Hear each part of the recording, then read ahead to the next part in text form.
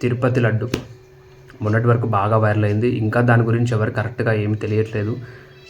చాలామంది కోర్టులో పిటిషన్ వేశారు. నానా రకాల కేసు నడుస్తుంది. ఒక్కొక్కరిని నిందిస్తూ ఉన్నారు. అటు వైసీపీ అంటారు, ఇటేమో టీడీపీ అంటారు. అసలేం అర్థం కావట్లేదు. కరెక్ట్‌గా ప్రాసెస్ చేయండి. మీరు ఒక పవర్‌లోకి వచ్చారు, టీడీపీ అలయన్స్ అంటే మీరు ఒక పవర్‌లోకి వచ్చారు. మీరు కరెక్ట్‌గా దీని గురించి చెప్పకుండా వైసీపీ అంటారు, టీడీపీ అంటారు. అసలు ఏదేదో చెప్పేస్తున్నారు.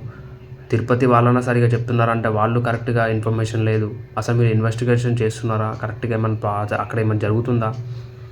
అసలు ఎలా అక్కడ నిజంగా ఎవరైనా అట్లాంటివి కలిపారా? లేదంటే తప్పుగా ఏదన్నా దీన్ని స్ప్రెడ్ చేస్తున్నారా రాజకీయ పరంగా?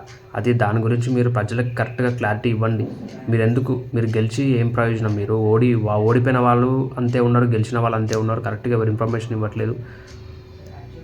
దయచేసి ఎటువంటి మతాల పరంగా, కులాల పరంగా చిచ్చులు పెట్టకుండా, భావోద్వేగం గురి చేయకుండా దయచేసి శాంతియుతంగా, మంచిగా, నీతిగా ముందుకు వెళ్ళేలాగా చూడమని చెప్పి కోరుతూ, అందరూ బాగుండాలని చెప్పి కోరుతూ మీరు ఇచ్చేసిన థ్యాంక్ యూ వెరీ మచ్.